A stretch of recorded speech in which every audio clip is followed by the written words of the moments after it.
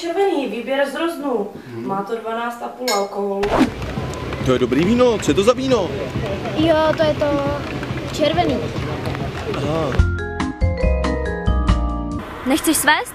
No, to mám od bývalýho.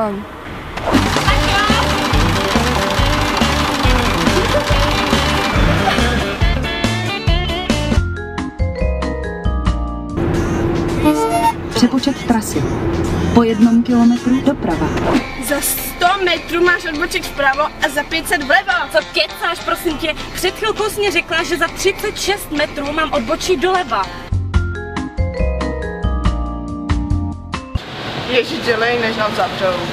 Hej, tady to je non-stop, pohoda. Do prčic, ono už bylo 6?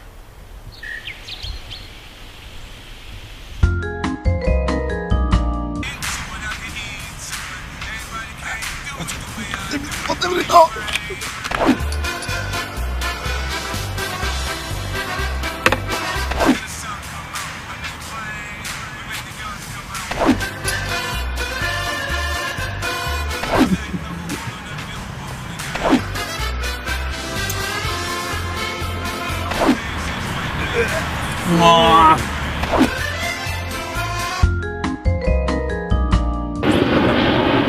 Sakra, zrovna to ujelo. Kolik jde další? Až za 5 minut. Jo super, jede nám to už za půl hodiny.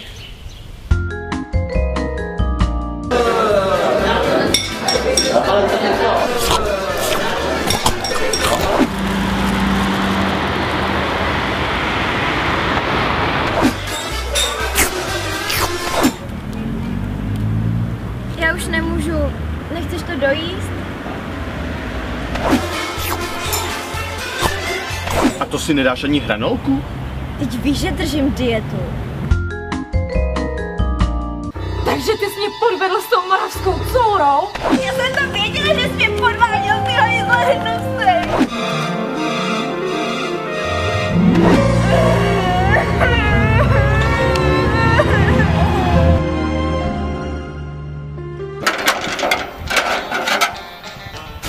Já měla dneska děsný den. Nejdřív nám utekly krávy, tak jsme to se psem 2 hodiny naháněli. A teď nestíhám sklidit tohle seno. A jestli to tady nepředám a začne pršet, tak to bude pěkně váj. Hej, no já měla tak těžký den dneska. Mé lakuju si nechty a do toho mi volá máma. Prostě celý se mi to úplně rozmazalo. To vždycka. Píšte nám do komentářů, jestli radši kýráte jenom na dědině. A nebo žijete ve velkém stylu velkoměsta.